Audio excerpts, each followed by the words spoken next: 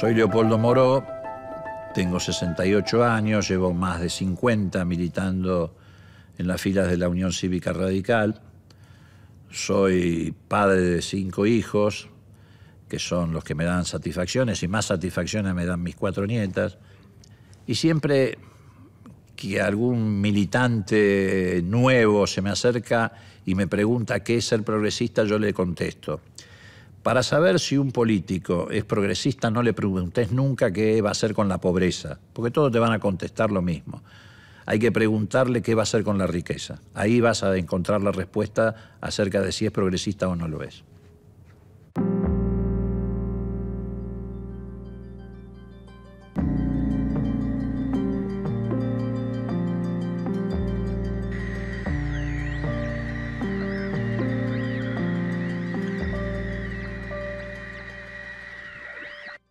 Nací el 5 de noviembre del 46.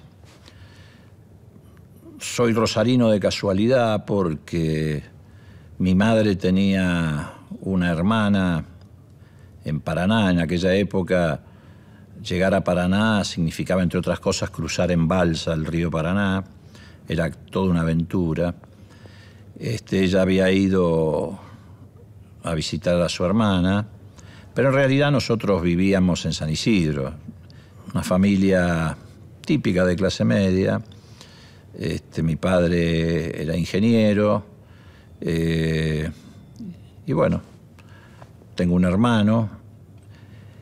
Hice una infancia bastante movidita porque era una época en la que había mucha facilidad de acceder al Río de la Plata. Yo vivía cerca de la barranca, así que todo eso era como mi gran jardín, toda la barranca, el río. Jugábamos al fútbol en la calle. Pasaba un colectivo por la esquina de mi casa, pero ya lo teníamos relojeado, pasaba cada 25, 30 minutos, así que cuando se hacía la hora que venía el colectivo, parábamos el partido un ratito, pasaba el colectivo y seguíamos jugando. Así que la calle fue nuestro lugar de, digamos, recreación, de crianza, de aprendizaje. Mi padre era profundamente antiperonista y yo recuerdo mucho, pero de todas maneras era una casa que se hablaba mucho de política. Después, mis tíos, yo desde muy chico escuchaba discutir de política, hablar de política. Mis tíos eran socialistas, discrepaban mucho con mi padre. Y también muy de chico empecé a leer historia. Empecé por leer los clásicos, la Revolución Francesa, la historia de Napoleón. Eso tiene que ver con mis ancestros, digamos, familiares. Mi padre se había recibido de ingeniero en Francia y había venido acá a revalidar el título. Él era argentino. También mi abuelo era argentino. Recién mi bisabuelo, remontándome a mi bisabuelo, era francés. Pero igual había una especie, como él había estudiado en Francia, etcétera. Tenía además una biblioteca bastante profusa de libros en francés. Y bueno, ya cuando me acercaba al secundario empecé a leer mucha historia argentina. Tal vez tuve la suerte de empezar por autores revisionistas, porque por ejemplo me leí toda la Confederación Argentina de Saldías. Digo, tuve la suerte porque después cuando uno va al colegio o al colegio secundario, más bien que lee la historia oficial, te enseñan la historia oficial. Entonces el haber leído por anticipado la historia de Saldías me sirvió para tener una mirada crítica hacia lo que me enseñaban en el colegio.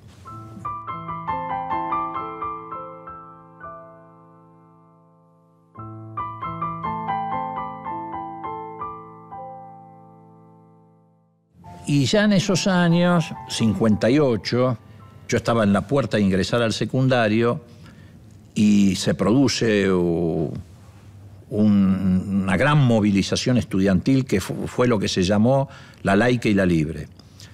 Fue una confrontación muy fuerte que enfrentó a los sectores que eran o éramos, porque yo me alineé en ese sentido, partidarios de la enseñanza pública, de la ley 1420, rechazábamos la enseñanza religiosa en los colegios.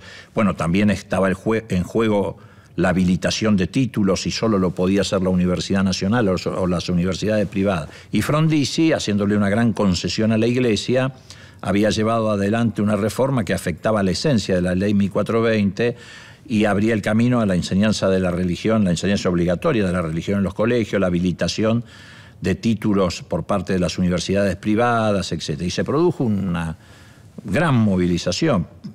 Pero cuando digo grande, grande en serio. Tanto es así que el gran acto de los laicos, de los reformistas, o como se los quiera llamar, reunió a cerca de 500.000 de personas en Plaza Congreso. Y se produjo una convulsión de toma de colegios.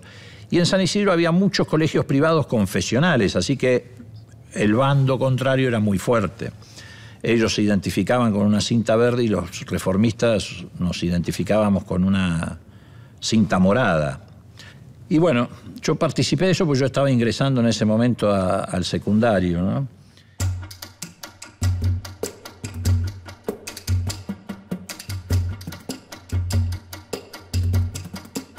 Empecé a militar en el 60, cuando tenía 14 años. Militábamos activamente. Ya en el 62, más o menos, me vine a la capital, no a vivir, seguía viviendo en San Isidro, pero digo, me vine en el sentido de que me vine a militar a la capital, a un grupo juvenil que en aquella época era muy importante en el radicalismo, que se llamaba Movimiento Juvenil de Agitación y Lucha. Participábamos muy activamente en distintas movilizaciones, era una época en la que además la discusión política estaba muy influida por la Revolución Cubana. Fidel había tomado el poder en el 58, pero en realidad se habría declarado marxista-leninista, creo que por allá por los 60, 61. Fue la época de la expulsión de Cuba de la OEA. Bueno, ahí ya uno militaba con un mayor nivel de conciencia. Tal vez el primer paso tuvo que ver más con lo emocional, lo afectivo, pero ya a medida que... Además era una época en que la militancia exigía, digo exigía en el buen sentido de la palabra, leer, meterse en la discusión de la política internacional, y ahí ya integré un grupo con mayor nivel de formación y compromiso ideológico, que no era solamente el radicalismo de mi distrito, sino que ya tenía una formación de otra naturaleza.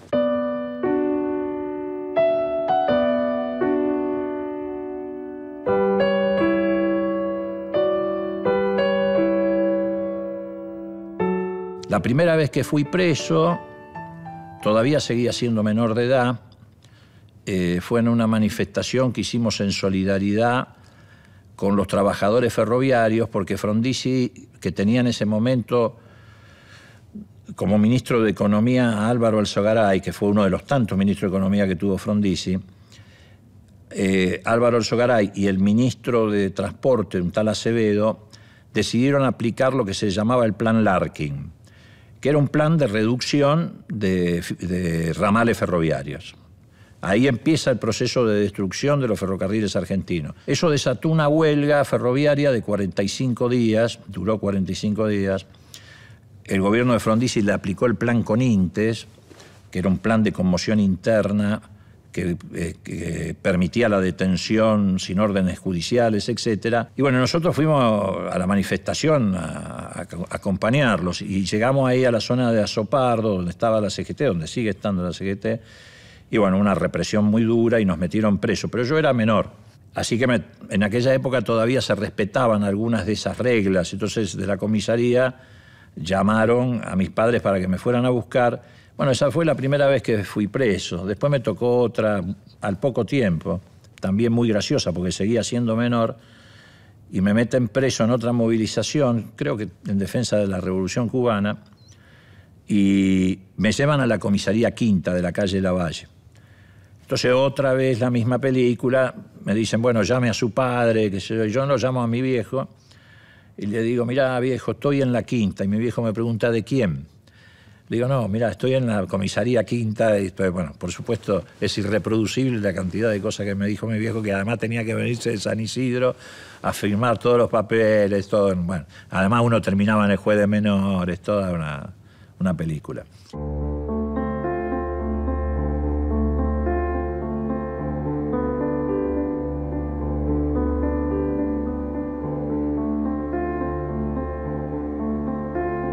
vino el gobierno de Ilia. Yo en esa época trabajaba de pinche en la Municipalidad de San Isidro, mientras seguía mis estudios. Trabajé un mes en yacimientos carboníferos fiscales y, bueno, vino el golpe contra Ilia, el derrocamiento de Ilia. Yo ahí congelé mis estudios, digamos. Nos dedicamos muy de lleno a la militancia política, formamos la Junta Coordinadora Nacional de la Juventud en la clandestinidad en el año 68, que después pasó a ser un organismo muy importante del proceso que culmina en el 83 con el retorno de la democracia. Llegó a ser una organización política con una enorme capacidad de movilización, de militancia. En esa época, simultáneamente, decidimos crear varios brazos de la organización, varios frentes de trabajo. Uno de ellos fue el Frente Universitario. Ahí es donde empieza a desarrollarse la Franja Morada como una agrupación juvenil significativa. Empezamos a disputar centros estudiantiles en todo el país, etc. En la Facultad de Derecho fundamos la Franja Morada, sí, entre el 68 y 69, en simultáneo con la creación de la Junta Coordinadora Nacional. Fue la primera agrupación de la Franja Morada en la Universidad Nacional de Buenos Aires. Bueno, ahí me dedico el 100% de mi tiempo, salvo digamos, el segmento laboral, dedico el 100% de mi tiempo a la militancia antidictatorial. La creación de la Junta Coordinadora de la Franja Morada nos llevaba a recorrer todo el país, las distintas regionales.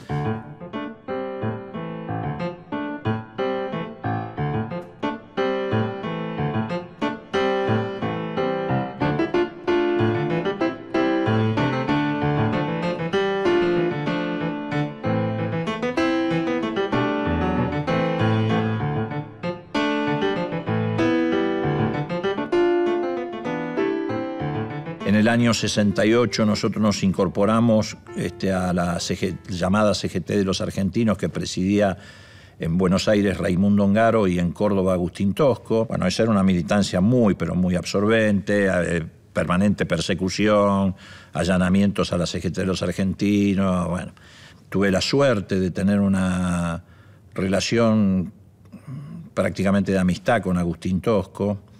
Él, cada vez que venía a Buenos Aires, que no lo hacía muy seguido, normalmente se conectaba con nosotros, lo tabicábamos en algún departamento de algún militante nuestro.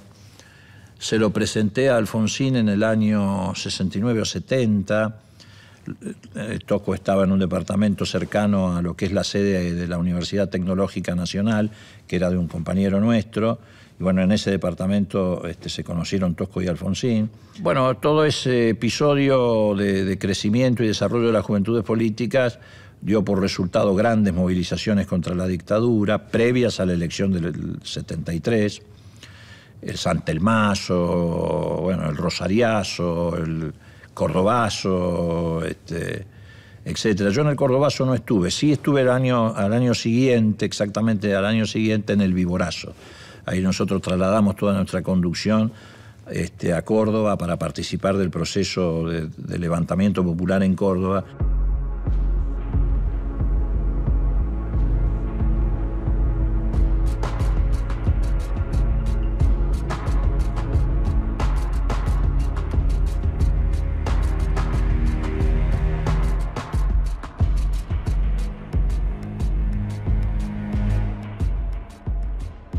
El Cordobazo había dado por tierra con Onganía, que había sido reemplazado por Levingston. Y habían designado en Córdoba a un civil de interventor federal, un civil de apellido Uriburu, que provenía de las familias tradicionales, de los Uriburu del golpe de Estado del 30, un nazi, un tipo... Y cuando asume la intervención de Córdoba, Córdoba venía en plena ebullición. Después del Cordobazo había ido a parar a la cárcel toda la conducción de la CGT de Córdoba, encabezada por el propio Tosco, Atilio López, etcétera, etcétera. Y este tipo, cuando asume la intervención, Uriburu, hace un discurso diciendo: le voy a cortar la cabeza a la serpiente de la izquierda o del comunismo en Córdoba. Los cordobeses, que son tipos muy simpáticos y además muy rápidos para hacer chistes, al día siguiente la mayoría salieron con pancartas o con trapos, con un dibujo de la serpiente, pero con la cabeza de Uriburu, y se comprometieron a cortarle la cabeza a ellos, a Uriburu. Y bueno, cuando se produce esta movilización en mayo del 70, ya las luchas populares habían dejado en libertad a los presos, a Tosco, etc. Eso fue bautizado como el Viborazo, pero al revés, en este caso contra Uriburu, a quien efectivamente se le cortó la cabeza porque a la noche misma del Viborazo tuvo que renunciar a la intervención en Córdoba.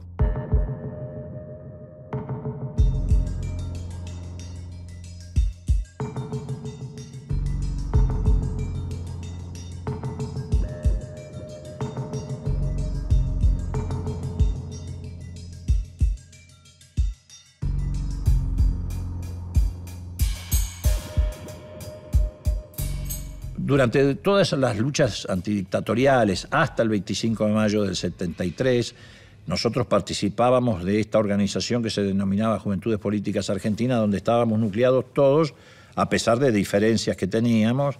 Nosotros siempre habíamos confrontado con la tesis de la lucha armada. Por supuesto que entendíamos que frente a la dictadura militar cualquier método de lucha era válido. Y estaba absolutamente y plenamente justificado, pero no solamente moralmente justificado, sino también políticamente justificado. Ahora bien, esa diferencia que nosotros teníamos se profundiza después del 25 de mayo del 73, precisamente con la elección del gobierno popular. Nosotros decíamos en aquella época que la elección del gobierno popular marcaba un punto de inflexión y que toda la lucha política debía desarrollarse en el terreno de la política, valga la redundancia, de la participación popular, etcétera, etcétera. Eso fue una línea divisoria muy fuerte que encuentra, por un lado, a la Juventud Radical militando muy activamente la idea de que la política debía practicarse con las masas y de acuerdo al proceso de evolución del nivel de conciencia de la gente, y quienes todavía sostenían como método a la lucha armada.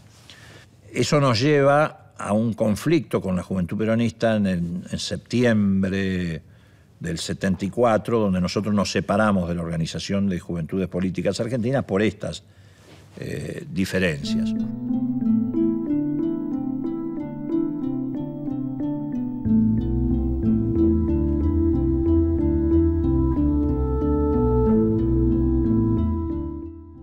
Yo en esa época ingreso al diario La Opinión, que era un diario que, bueno, como todos sabemos, dirigía Jacobo Timerman, y ya era una época muy conflictiva. Y también en esa época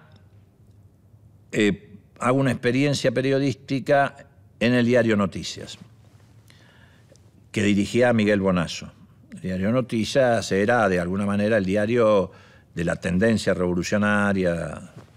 Y ahí hice una experiencia extraordinaria, porque, bueno, primero por la calidad de los profesionales que había ahí. Estaba de secretario general el Perro Berbisky, estaba Juan Gelman, en fin, que son infinidad de periodistas, Pacurondo. Por supuesto, también las condiciones de trabajo eran muy peculiares, porque estaba ahí sobre la calle Piedras, me parece, el edificio del diario. Había que trabajar con las puertas cerradas, con guardia armada todo el tiempo. De vez en cuando pasaba algún grupo operativo a las 3 y ametrallaba el diario. Eran condiciones... Pasé una época muy difícil, como todos los que trabajaron ahí, pero también muy, muy rica en experiencia, en creatividad.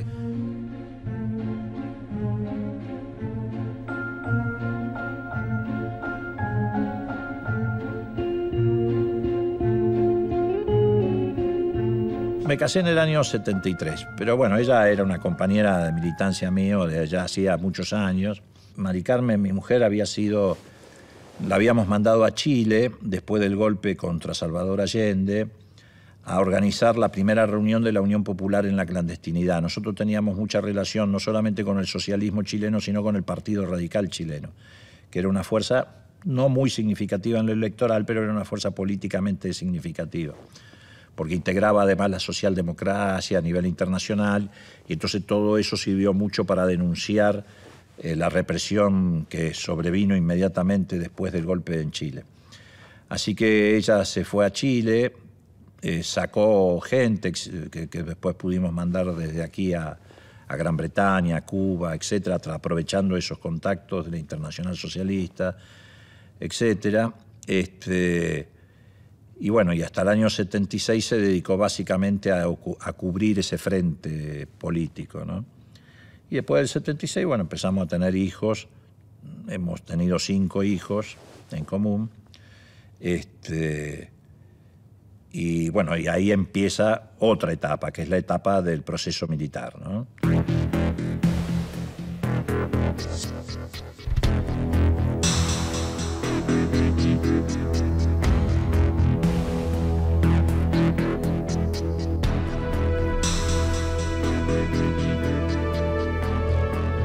Nosotros toda nuestra actividad obviamente la habíamos desarrollado en la superficie, no formar parte, digamos, de la teoría de la lucha armada o de lo que nosotros en aquellos momentos calificábamos como una militarización de la política. Toda nuestra actividad la habíamos desarrollado en superficie. Por supuesto, producido el golpe de Estado, tomamos una serie de recaudos, otro rumbo, dejamos la militancia activa en las facultades, pero además no es que la dejamos, era absolutamente imposible llevarla adelante, digamos, ¿no? Era empujar a la gente a un suicidio, digamos. Interrumpimos por 2 meses todos los contactos entre nosotros, 2 o 3 meses, no recuerdo bien. Yo trabajaba, reitero, en el diario La Opinión. Ya La Opinión se había trasladado allá al fondo, en la calle Vélez Sarsfield, con imprenta propia. Y bueno, íbamos tomando conciencia de, sin llegar a conocer en detalle todo el plan represivo, íbamos tomando conciencia de su carácter sistemático, distinto a lo que habían sido los golpes militares anteriores. Primero, porque empezaba a producirse la desaparición de personas allegadas. En segundo lugar, porque nos empezaba a llegar información, paradójicamente, mucho más del extranjero que la que nosotros recogíamos acá. Por ejemplo, yo trabajaba en La Opinión y ingresaba de vez en cuando a buscar los cables en las viejas salas de teletipo, como se las llamaban, las máquinas que traían información, y uno empezaba a recibir alguna información, por ejemplo, de agencias como Fran Press, que acá, bueno, obviamente en la Argentina no publicaba absolutamente nadie, pero sí los corresponsales de acá empezaban a enviar algún tipo de información. Bueno, yo era amigo además de un corresponsal del Fran Press acá, Philippe, que después tuvo que irse de la Argentina, ¿no? Así que ahí con eso íbamos armando un cuadro de situación sin llegar, reitero, sobre todo en esos primeros meses, a tener una dimensión y una noción del carácter, digamos, sistemático, etcétera, de ese proceso represivo, pero sí lo sentíamos muy de cerca y en el clima general de miedo y de terror que se vivía en los círculos militantes, ¿no?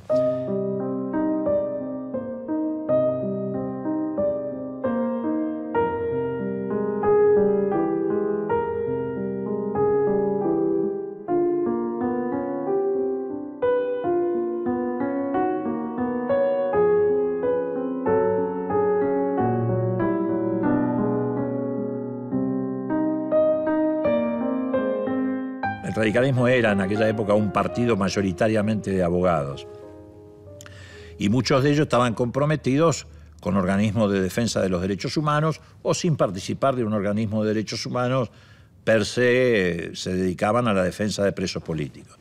Así que los secuestrados nuestros en general y desaparecidos formaban parte de esa pléyade de abogados que se dedicaban a la defensa de presos políticos, presentaban habeas corpus, Bueno, es el caso de Mario Amaya. Mario Amaya lo secuestran junto con Solari y Irigoyen, porque eran los dos abogados, habían sido abogados de CGT argentinos, abogados de las organizaciones populares. Mario Amaya había estado en el aeropuerto de Trelew cuando la fuga del penal de Rawson, tratando de cubrir y cuidar a quienes habían quedado en el país. Lo mismo pasó con Ángel Pizarello, que era un dirigente muy importante del radicalismo tucumán en Tucumán. Desapareció en la época del proceso por presentar recursos de habeas corpus. Rodríguez Araya en Rosario. También desaparecieron algunos militantes de base, no profesionales. Nosotros tenemos computado alrededor de 100 desaparecidos militantes del radicalismo, ¿no? Pero, bueno, el caso de Sergio Caracachov en La Plata, que desaparece con su socio Domingo Teruggi, que son asesinados por el batallón de infantería de marina número 3 de La Plata, que es donde estuvieron solo una noche, y después aparecieron acribillados en un camino a Magdalena. Entonces, bueno, eran situaciones que, digamos, iban generando un clima determinado, ¿no?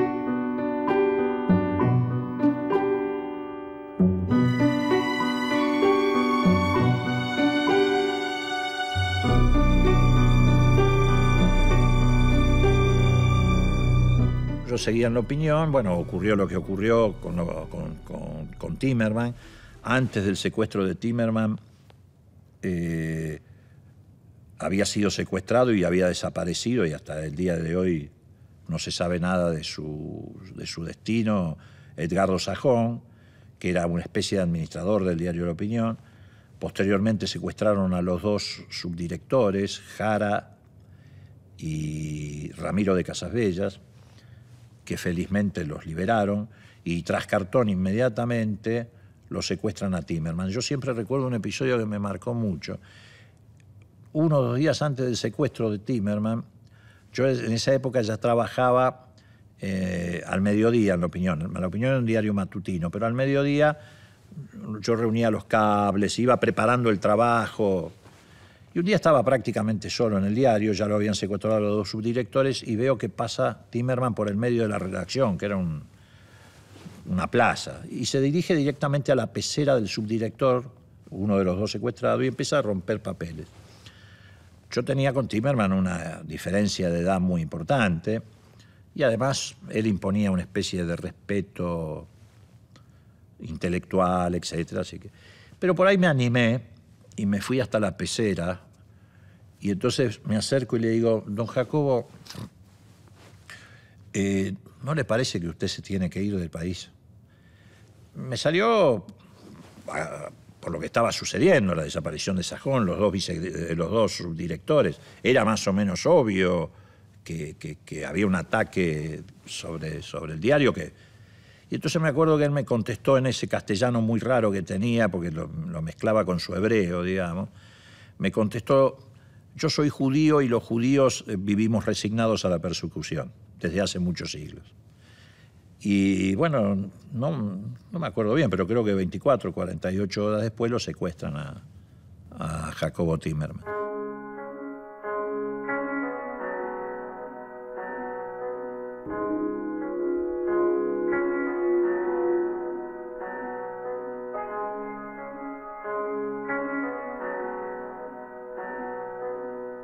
Alfonsín tenía la ventaja, si es que en aquella época se podía usar un término de esa naturaleza, de ser un dirigente ya muy notorio.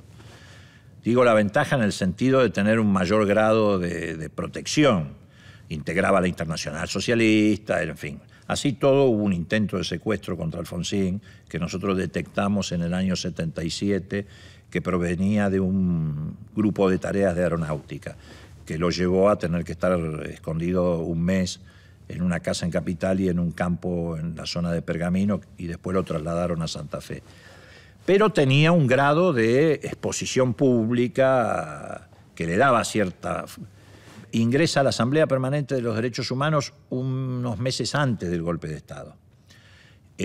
Cuando esa asamblea ya venía trabajando en la defensa de presos políticos, etcétera, fundamentalmente frente al accionar de las 3A. Bueno, y Alfonsín ahí articuló bastante, él presentó como abogado algunos habeas corpus, pero fundamentalmente en ese trabajo silencioso con las embajadas, con algunos organismos internacionales, bueno, se hizo lo que se pudo.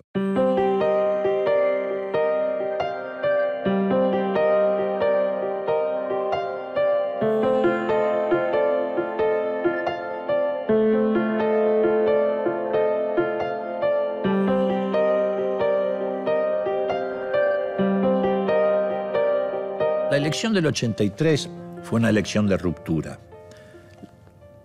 No todas las elecciones son de ruptura, más bien son elecciones de ruptura, son muy pocas. Y el primero que leyó eso en ese sentido fue el propio Alfonsín. ¿De ruptura con qué? De ruptura con un pasado de autoritarismo, no solamente político, sino cultural en la sociedad argentina, de ruptura con la violación sistemática de los derechos humanos, de ruptura con las dictaduras militares. Ahí confluye todo un camino que habíamos ido pavimentando Alfonsín, nuestra generación, etcétera, en el sentido de fomentar el ejercicio de la voluntad popular como mecanismo de ampliación de derechos en la sociedad, la divisoria que habíamos hecho entre la vida y la muerte. Nuestra consigna en la campaña electoral era "Somos la vida". Esa era una consigna muy fuerte, habida cuenta de la Argentina de la que estábamos saliendo o de la Argentina que estábamos viviendo. Había sido la Argentina de la muerte. El justicialismo en aquella época se equivocó en varios sentidos. La consigna que usaban los sectores más ortodoxos del justicialismo es "Somos la rabia", frente a la consigna de "Somos la vida", después de lo que había ocurrido, las 3A, el lópez-reguismo, la dictadura militar, era como muy obvio quién tenía mayor capacidad de acumulación. En ese contexto, esa elección de ruptura, que la sociedad había decidido que fuera de ruptura, la lucha de los organismos de derechos humanos, la sociedad, el que la lee bien es Alfonsín. Y formula su propuesta de juzgamiento de las cúpulas militares.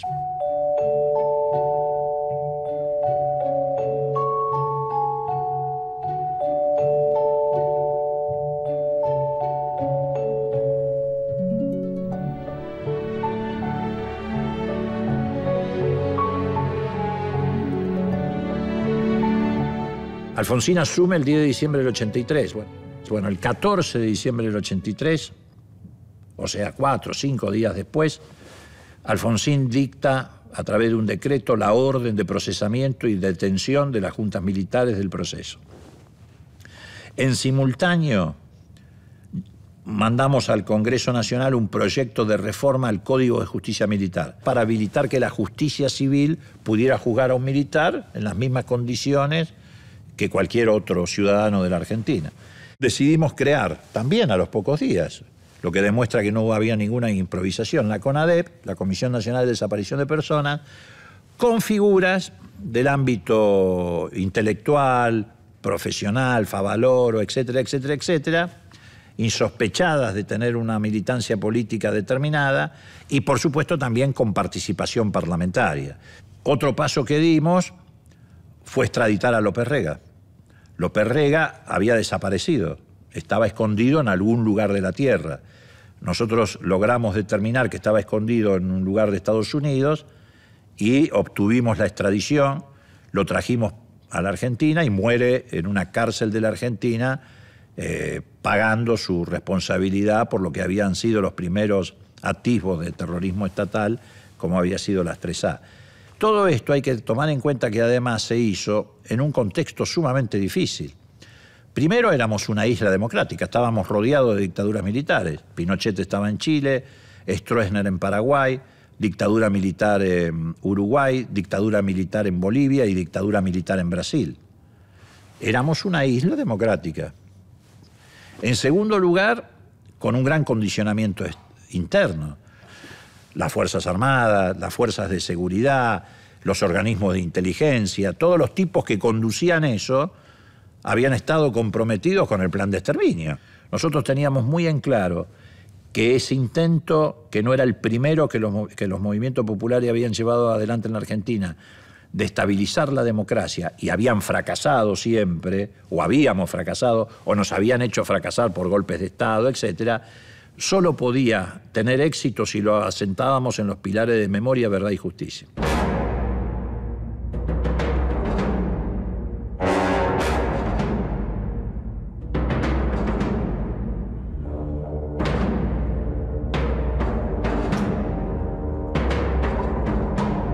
Los golpes de Estado en nuestro país se habían dado cuando funcionaba una articulación, una coalición de interés entre la Embajada norteamericana, las Fuerzas Armadas, la cúpula eclesiástica y los grupos económicos concentrados. Cuando ellos se encontraban, por razones de intereses, etcétera, el punto de articulación, se producía el golpe de Estado y derrumbaban la democracia. Así que nosotros lo primero que hicimos fue empezar a desarmar esa maquinaria. Por eso investimos muy fuerte contra la corporación militar. No la podíamos dejar en la impunidad, pero no solamente por una razón moral, sino por una razón práctica. Y también investimos contra la cúpula eclesiástica. Y investimos también desde el punto de vista de la batalla cultural. Por eso mandamos la ley de divorcio, la ley de patria potestad compartida, la de hijos extramatrimoniales también, era todo porque eso atacaba esa estructura cultural autoritaria, de la que era máxima expresión, no única, pero sí la máxima expresión, la cúpula eclesiástica de la Argentina, que estaba entre las más reaccionarias de América Latina.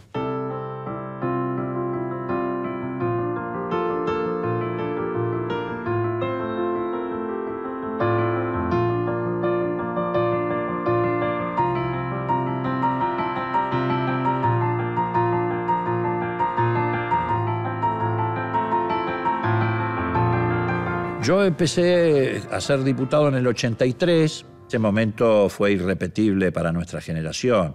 Poder llevar adelante toda esa política de juzgamiento a la violación de los derechos humanos que parecía inimaginable y jamás en la historia se había podido practicar, y producir todos esos cambios que se fueron produciendo a pesar de todas estas dificultades, del contexto que nos rodeaba. Y además también ahí se inicia un proceso muy interesante en materia de integración regional. Nosotros hacemos la paz con Chile. La paz era esencial para asegurar el proceso democrático. Y en el caso de Estados Unidos, la primera confrontación fuerte que tuvimos fue cuando Estados Unidos quiso invadir Nicaragua. Mucha gente se preguntaba entonces, y por ahí se pregunta ahora, ¿qué tiene que ver eso con la Argentina? Estamos a 5.000, 6.000 kilómetros de distancia. Tenía mucho que ver, porque había tomado el poder el régimen sandinista, había derrocado la dictadura de Somoza, y Estados Unidos quería invadir Nicaragua con los famosos Contra. Si intervenía Estados Unidos, eso se iba a producir una especie de pequeño Vietnam en Centroamérica.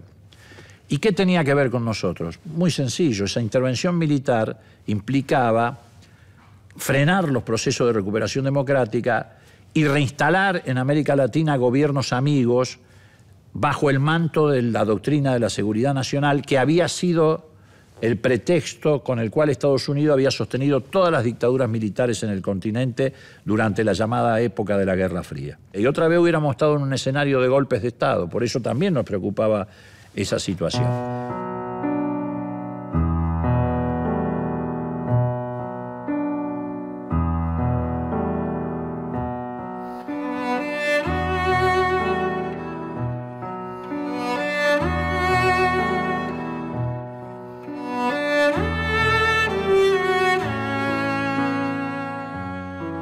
La ley de punto final, que no fue un decreto de Alfonsín, es una ley votada por el Parlamento, debatida y duramente en el Parlamento, se dicta mucho antes de la Semana Santa, un año antes.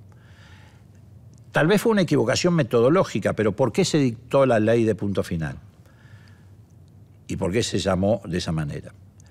Porque los procesos en los tribunales, en sede judicial, venían muy lentos. El que había avanzado mucho y fue más rápido era el juzgamiento a las juntas militares que hizo la Cámara Federal. Al no avanzar para atrás ni para adelante, no solamente quedaban en la impunidad los que habían sido responsables, sino que tenían una espada de Damocles, oficiales de las Fuerzas Armadas que no habían sido responsables o no habían tenido el mismo nivel de participación, pero sí estaban bajo sospecha.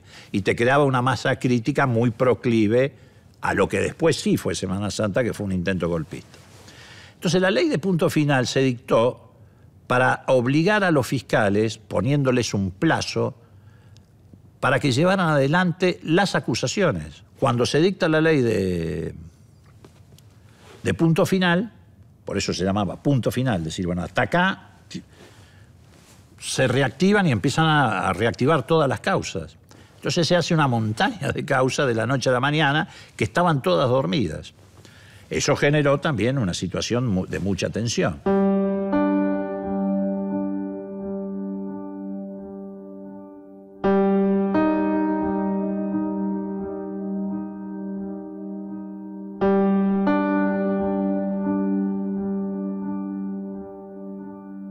La ley de obediencia debida restablecía el principio de los llamados tres niveles de responsabilidad que Alfonsín había anunciado en la campaña, que era el nivel de los que habían ordenado, planificado la acción genocida, los que la habían ejecutado y los que, habiendo ejecutado, se habían excedido en el cumplimiento de esas órdenes.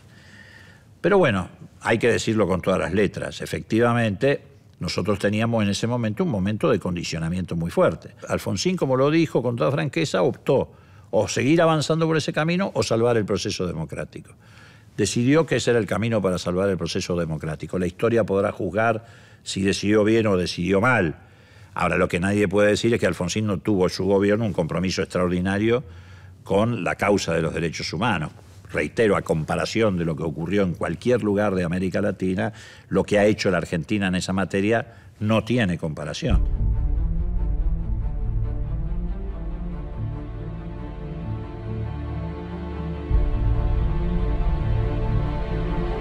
De las dificultades que teníamos, obviamente teníamos la dificultad del acoso mediático, que tal vez no tenía el volumen que tiene hoy, porque todavía no se habían producido esos fenómenos de concentración de medios, pero que sí venían ya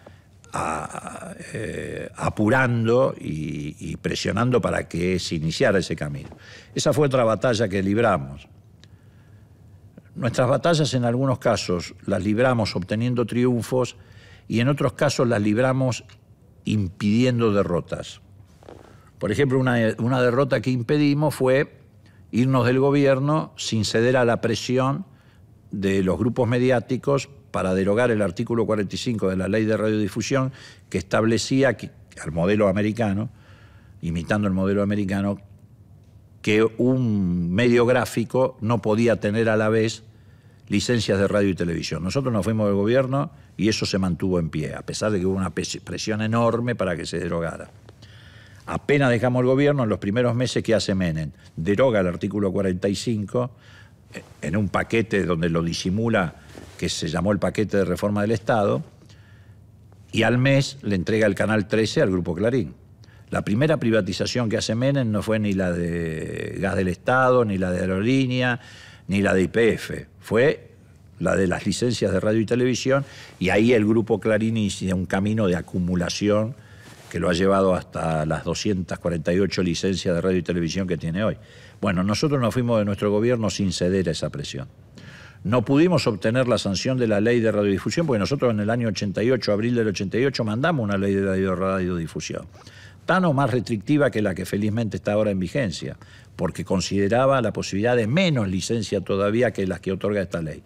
Pero no la pudimos sancionar en el Congreso, entre otras cosas porque Cafiero pierde la interna peronista, gana Menem, y Menem ya tenía un acuerdo con Manieto y el Grupo Clarín. Pero nosotros nos fuimos de la Argentina, del gobierno de la Argentina, entre otras cosas, para no hacer lo que hizo Menem después. Nosotros no hicimos privatizaciones salvajes, etcétera. Aguantamos hasta donde pudimos aguantar.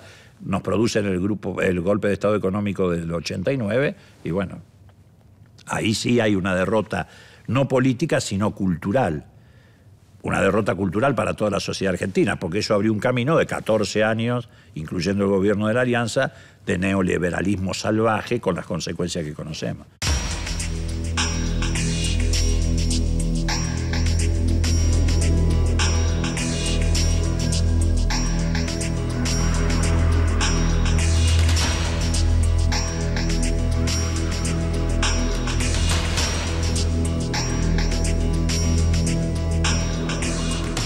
Cuando se abre el camino a lo que se denominó la década de los 90, el neoliberalismo, básicamente expresado en el consenso de Washington, las políticas de flexibilización laboral, etcétera, de alto endeudamiento, de enajenación del patrimonio nacional en cabeza de las empresas del sector público que formaban parte de un patrimonio social acumulado durante muchos años por el pueblo argentino, el radicalismo se para en la vereda correcta, es decir, en la defensa de ese interés general. Pero ¿qué sucede? Que esa época asignada por el individualismo, la frivolidad, la transformación del ciudadano en consumidor, el fetiche de la convertibilidad, que de alguna manera remitía a lo que ya había pasado en la época de Martínez de Hoz con la tablita cambiaria y llevaba al famoso dame dos, etcétera, etcétera. También el radicalismo lo siente como una derrota cultural, es decir, también empieza a producirse un resquebrajamiento de la identidad radical, como ocurre con todo el sistema político, porque la antipolítica empieza a reemplazar a la política. Fue la etapa donde las grandes concentraciones de medios, apuntalando esa política neoliberal con la que tenían compromiso ideológico y además negocios y compromiso de negocios, empieza a desplazar a la política. Todo eso culmina, después del tránsito por toda la década del 90, también en una gran claudicación como fue la Alianza. ¿Por qué? Porque la Alianza también era expresión de esa década del 90. Esa dirigencia que conforma la Alianza, de alguna manera, la que venía siendo moldeada en la matriz de la década del 90. Y culmina, bueno, como todos conocemos, con la gran crisis del 2001.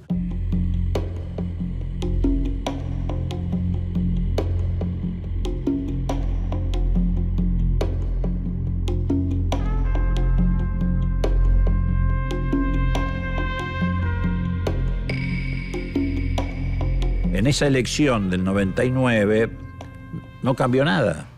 No fue como en el 83 una elección de ruptura, sino de continuidad.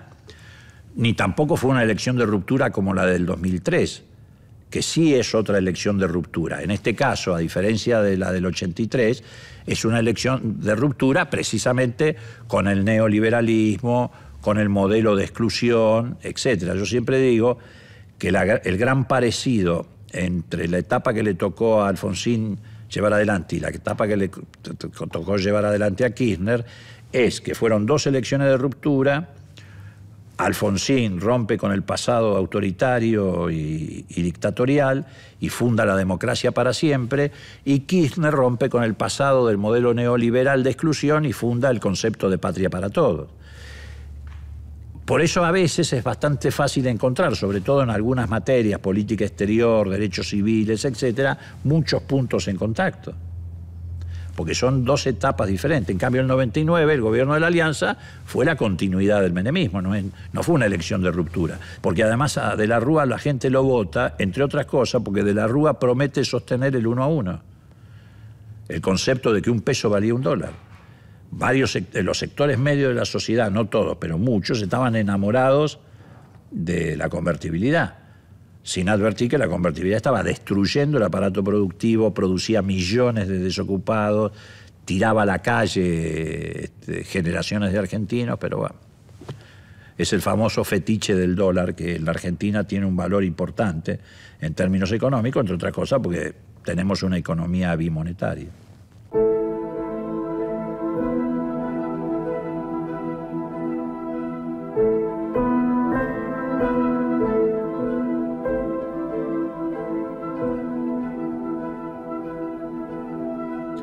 El radicalismo sufre una profunda crisis de identidad.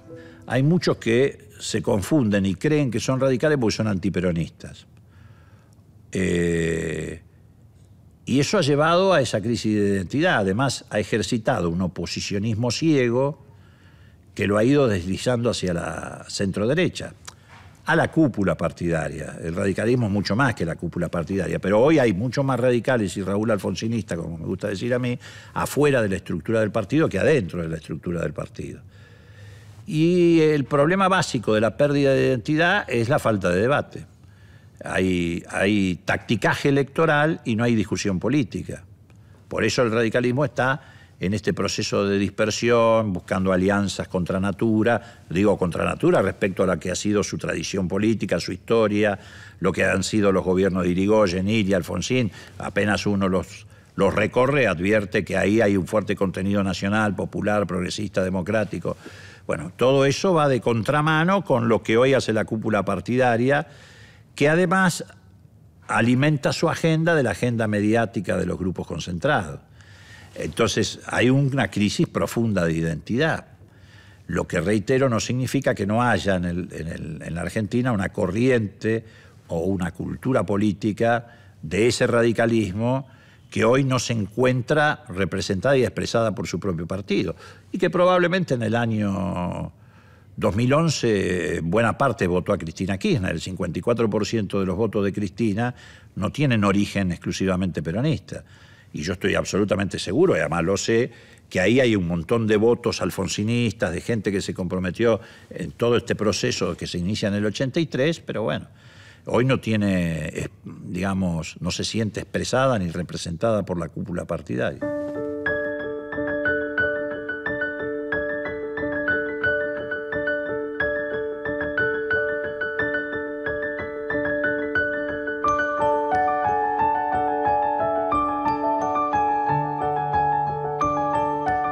Yo no hago un balance de 10 años, yo hago un balance de 30 años de democracia.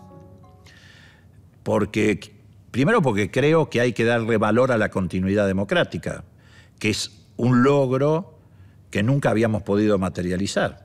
Yo quiero capitalizar 30 años de experiencia, entre otras cosas porque es el periodo más largo de lo que es el ejercicio de acierto y error, que es de donde salen las enseñanzas, tanto para el ser humano como para los procesos políticos. Y en ese balance yo tengo una mirada pero muy optimista y positiva, porque fueron 30 años con retrocesos en la década del 90, pero al fin y al cabo esos procesos tienen siempre flujos y reflujos, de ampliación de derechos civiles, esto que mencionábamos, ley de divorcio, patria potestad compartida, después viene la ley de matrimonio igualitario de Kirchner, la ley de identidad de género, la política exterior, integración, primero fue el Mercosur de Sarney y Alfonsín, después el UNASUR, la CELAC, todos esos procesos de integración que se van dando, que van generando una ciudadanía latinoamericana. Por eso participamos todos con tanto interés en la elección de Chile, de Brasil, digo bien, de Bolivia, de Uruguay. Hay una ciudadanía latinoamericana que se está gestando, de la que por ahí nosotros mismos todavía no nos damos cuenta.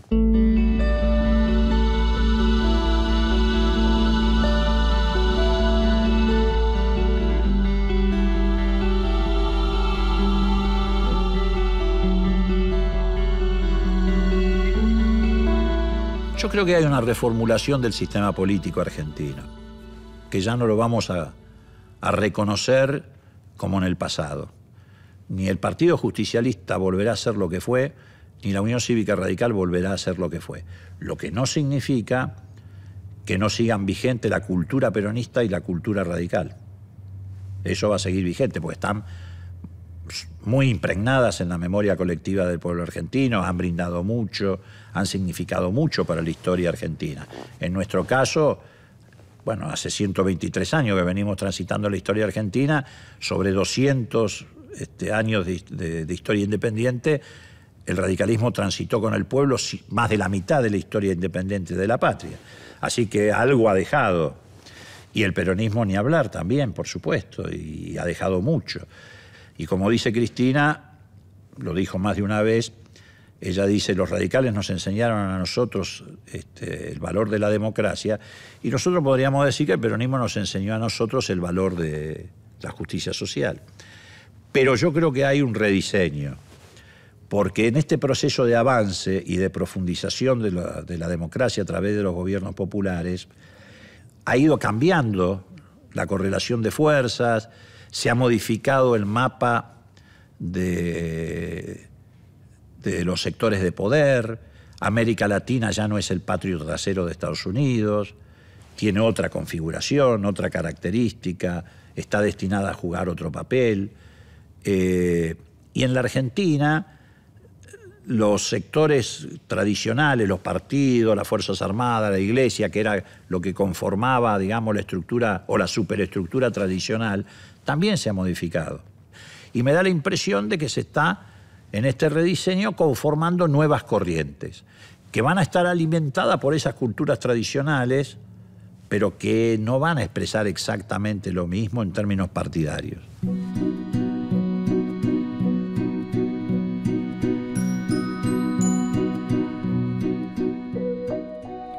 Desde hace mucho tiempo que a mí me parece que los homenajes a los hombres y a las mujeres que se lo merecen hay que dárselos en vida. El gobierno de Kirchner avanzó, profundizó y extendió. Por eso hoy se está juzgando no solamente las responsabilidades de los militares, sino también de los cómplices civiles de la dictadura. Ahora, Kirchner no podría haber llevado adelante lo que hoy está haciendo el gobierno en esta materia si previamente, en el inicio de la democracia, no se hubiera llevado adelante lo que se llevó adelante. Si no hubiera existido la CONADEP, si no hubiera existido el Banco de Datos Genéticos, si no hubiéramos llevado adelante esas políticas, hoy sería imposible articularlas. Y la demostración de que sería imposible es lo que le pasa a nuestros países vecinos.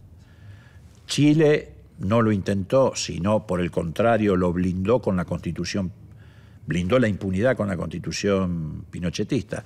Y hasta el día de hoy Chile no ha podido avanzar un milímetro en esta materia. Brasil tampoco. Uruguay tuvo 2 derrotas en plebiscitos, la política de revisión del pasado, plebiscitos a donde la gente fue a votar y tampoco ha podido prácticamente avanzar. Por eso la democracia argentina tiene un signo muy distintivo, porque se inició con memoria, verdad y justicia y continúa y se profundiza con memoria y verdad y justicia. Pero si no se hubiera iniciado de esa manera, hoy nosotros estaríamos casi parados en el mismo lugar que nuestros países hermanos en esa materia.